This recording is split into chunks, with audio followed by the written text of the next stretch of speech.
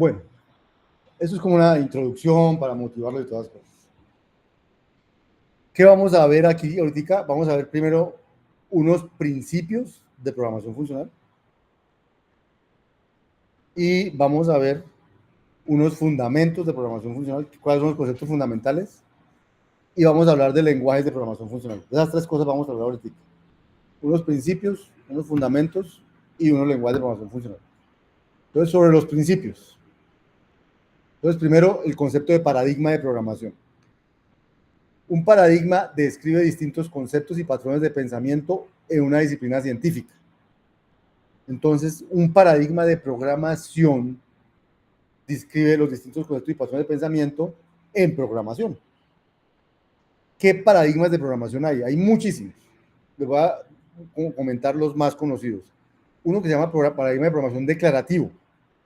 ¿Qué significa programación declarativa? Que usted declara lo que quiere que haga la máquina y la máquina lo hace. Pero usted no le dice exactamente cómo hacerlo, sino que declara lo que ella quiere que haga. Entonces yo quiero que ella calcule el máximo entre dos números.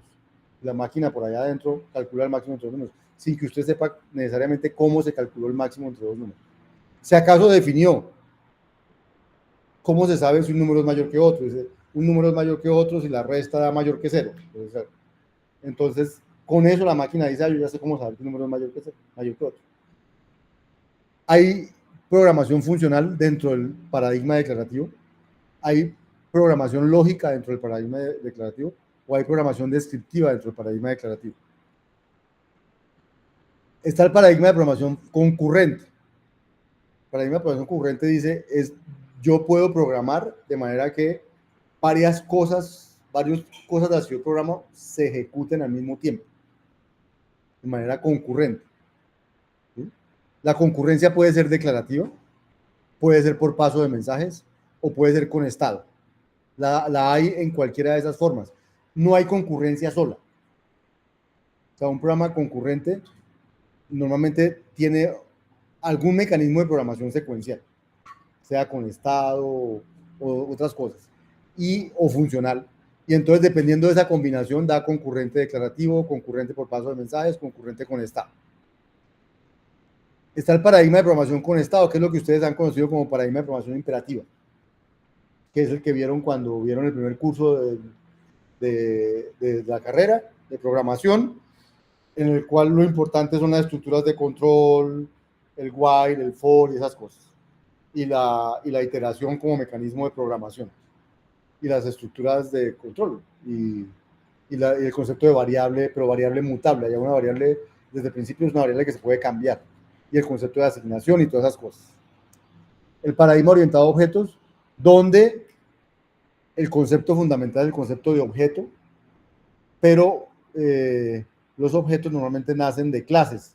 Entonces, el concepto fundamental se vuelve el concepto de clase. Pero realmente el paradigma de programación orientada a objetos nació pensando en los objetos como mecanismo natural.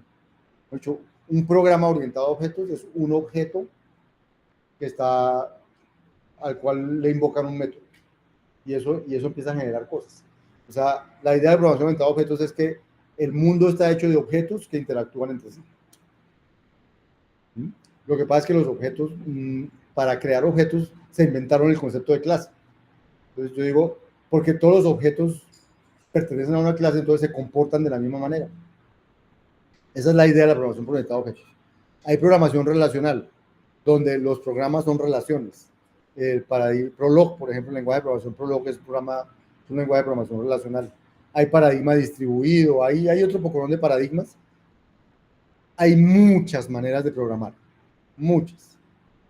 Y en ese contexto, entonces nosotros vamos en este curso a enfocar en el paradigma de programación funcional. Mientras la programación imperativa trata sobre variables mutables que se pueden conocer, se pueden hablar como celdas, el uso de la asignación y el uso de estructuras de control como el if then else, ciclos for while, breaks, continue, return y esas cosas que hay en la programación imperativa, y ninguna de esas está en la programación funcional. Entonces uno ve la programación imperativa como una abstracción de lo que es una máquina. O sea, las máquinas a bajo nivel se programan parecido a como se programan en la programación imperativa en bajo nivel, en alto nivel.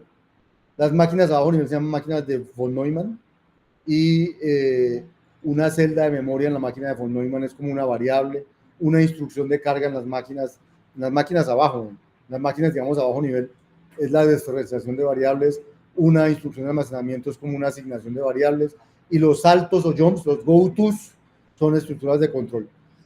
O sea, la programación imperativa nació como una abstracción de las máquinas abajo, de las máquinas de bajo nivel. ¿Sí? El reto en la programación imperativa es escalar la programación. Cómo conceptualizar un programa más allá de instrucción por instrucción sobre datos simples. Y ese reto es difícil en la programación imperativa. Entonces se necesitan otras técnicas para definir altos niveles de abstracción. Esas técnicas se llaman como teorías, colecciones, polinomios, cadenas, documentos, objetos mismos, son como teorías. Y entonces por eso la programación imperativa es como la más bajo nivel de todas que conocemos, aunque ya conceptualmente tiene cierta abstracción, desde el punto de vista de lenguajes de programación es la de más bajo nivel. Entonces, ¿cómo hace uno para escalar la programación? Entonces, usa teorías. Las teorías consisten de uno o más tipos de datos, operaciones sobre estos tipos y leyes que describen las relaciones entre valores y operaciones. Normalmente una teoría no describe mutaciones. Entonces, hacer la programación más abstracta significa hacerla más escalable. Entonces se inventaron, por ejemplo, una teoría de cadenas. Entonces, la teoría de cadenas define un operador, es el operador que permite concatenar dos cadenas. Y dicen, y la operación de concatenación es una operación asociativa. Hacer A concatenado con B y luego concatenado con C es lo mismo que hacer A concatenado con B concatenado con C. Entonces, pero esto no define cómo cambiar un elemento a la cadena. Esa es una operación que dice cómo se concatenan cadenas, pero no dice que yo podría entrar a la cadena A y meterle un carácter entre las dos o cosas de ese estilo. Entonces, las teorías no describen esas cosas operativas. Las teorías se quedan sobre cosas más abstractas. Entonces, al programar, nosotros en este curso nos concentraremos en definir teorías para operadores, ¿cierto? Minimizando los cambios de estado. En este caso no vamos a tener ninguno. Y entonces trataremos los operadores como funciones, muchas veces funciones compuestas por funciones más sencillas. Y eso es lo que vamos a tratar de hacer en este curso. Y entonces, ¿qué principios vamos a tener aquí? Nosotros, programar funcionalmente va a significar programar sin variables mutables, sin asignación, sin ciclos, ni ninguna otra estructura de control imperativa. Entonces, lo primero es nos apartamos de la programación imperativa, no vamos a usar nada de eso. Aunque Scala se lo permita usar, pero nosotros no vamos a usar eso de Scala, porque Scala es un lenguaje multiparadigma, permite programar imperativo, permite programar concurrente, permite programar orientado a objetos, permite programar funcionalmente. Nosotros solo vamos a usar lo funcional y lo concurrente, y limitado a ciertos aspectos. Por eso, aprovecho para decirles, si ustedes cogen el PDF de un enunciado mío y se lo entregan a una IA para que les resuelva el enunciado, normalmente la IA no les va a dar el resultado que yo estoy esperando. Porque van a ver que los programas que yo estoy esperando, mucho la IA les va a dar unas cosas más, con más conceptos de los que nosotros hemos visto en clase. Y yo les voy a pedir que las soluciones sean con lo que hemos visto en clase, con nada más. Y una IA normalmente hará las cosas con muchas más cosas que las que hay en clase. Lo primero que les va a dar una IA es un programa imperativo, ¿cierto? Entonces, lo primero que tengan que decir a su IA, no, pero yo no quiero programas imperativos, señora IA, porque esos no me los permite el profesor, ¿cierto? Y entonces les va a dar otra cosa. Y lo importante es que ustedes, si llegan a usar IAs para resolver sus problemas, sepan distinguir qué sí es permitido y qué no es permitido. Porque la IA probablemente no se los va a distinguir bien. Y entonces ustedes me entregan una cosa que no está permitido y es como si no hubieran entregado nada.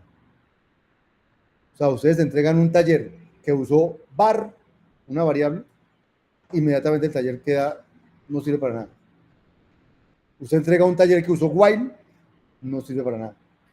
Así sean una línea, y las otras no me sirve. ¿Sí? Dentro de la rúbrica va a decir, usó solo lo que se le permitió. Si usó algo que no le permitió, póngalo aquí en el criterio, en C. Y usted tiene que ponerlo ahí, así sea su compañero o su amigo. Porque si usó lo que no le permite y usted no califica ahí, nosotros sí vamos a calificar ahí y vamos a ver una diferencia muy grande entre lo que usted puso y lo que nosotros pusimos. Y cuando vamos a mirar es porque usted no le quiso glosar lo que tenía que glosarle, que no usara cosas no funcionales. ¿Sí? Entonces, mi sugerencia es, traten de no usar IA en los talleres, realmente no necesitan, los talleres se hacen fáciles, no necesitan que las IAs lo hagan por ustedes. Y si las IAs lo hacen por ustedes, ustedes aprenden menos, porque lo que le queremos es, no es que usted no use una IA nunca en la vida, pero en este proceso que es aprender a programar, pues aprenda a programar, porque el objetivo no es que me entregue un programa que pase y que saque 5, el objetivo es que usted aprenda a programar. Si el objetivo fuera que me entregara un programa que funciona, pues todo lo hacíamos automático, hasta yo calificado automático. Porque ¿para qué le califico la IA yo? Yo quiero calificarlos a ustedes, evaluarlos a ustedes, no a las IAs. Pero no quiere decir que las IAs no los puedan sacar de problemas o no los puedan ayudar a cosas. Pero sepan usar las IAs para lo complementario, no para lo esencial. El objetivo es que ustedes aprendan. Y no van a aprender si la IA es la que hace la tarea. No van a aprender igual si el compañero hace la tarea y usted no hace nada. Es parecido. Me lo hizo alguien. ¿Sí? Entonces, si ustedes quieren aprender, hagan. Uno aprende haciendo, no sin hacer. ¿Sí?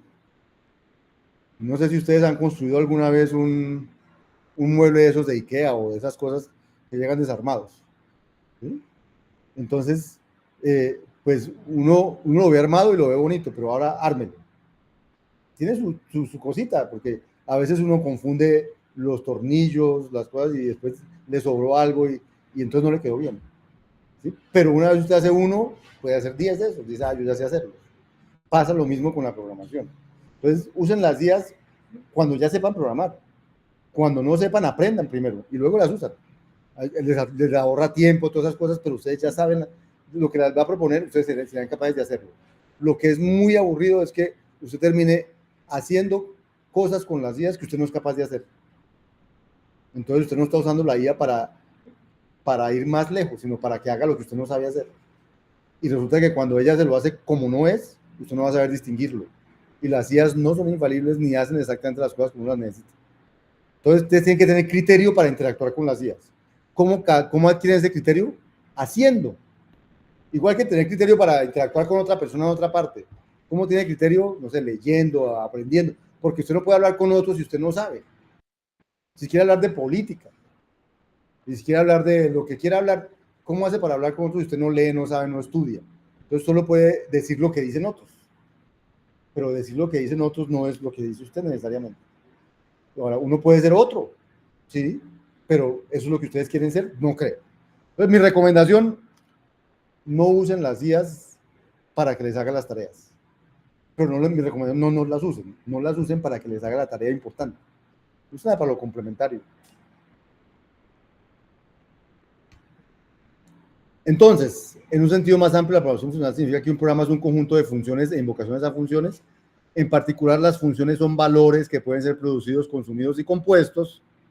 Los lenguajes de programación funcionales hacen que esto sea sencillo. Entonces, ¿por qué Python no es funcional?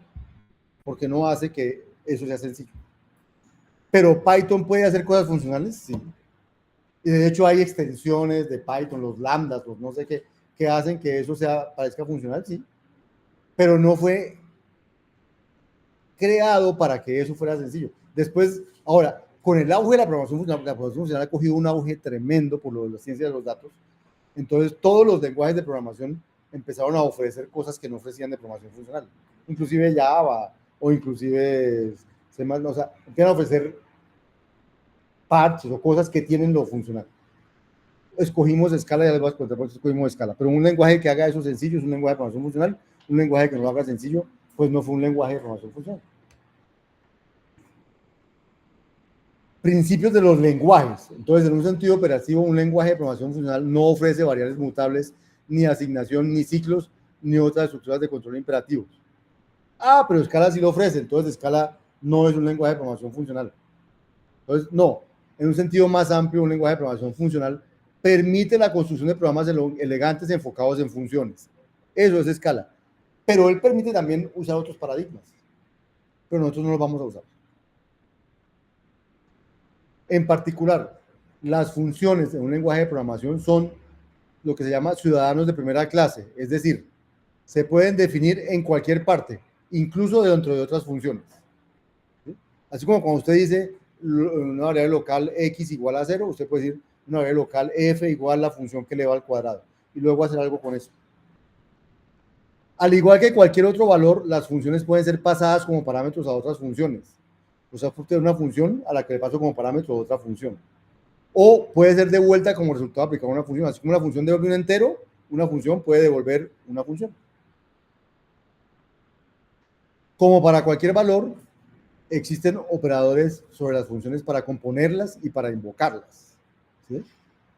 Y así como existen, por ejemplo, usted en un lenguaje de programación escribe 5, el número 5, y usted sabe que él lo entiende como el número 5. Entonces, pero usted no tuvo que decir x igual a 5. Usted puede decir 5 y él sabe que eso es un número. Usted puede decir 5 más 5 y él le dice 10. Y aquí ahora se entendió que era 5. Porque 5 es un valor que usted puede escribir en lenguaje de programación. Entonces, la función elevada al cuadrado también debe poder escribirse en lenguaje de programación sin ponerle nombre. Porque es un valor. O sea, tiene que ser un valor a todo dar, un ciudadano de primera clase, como lo son los números, como lo son las cadenas de caracteres, así tienen que ser las funciones. Entonces, un lenguaje de programación debe proveer esas cosas así, y si no, no se puede llamar un lenguaje de programación funcional.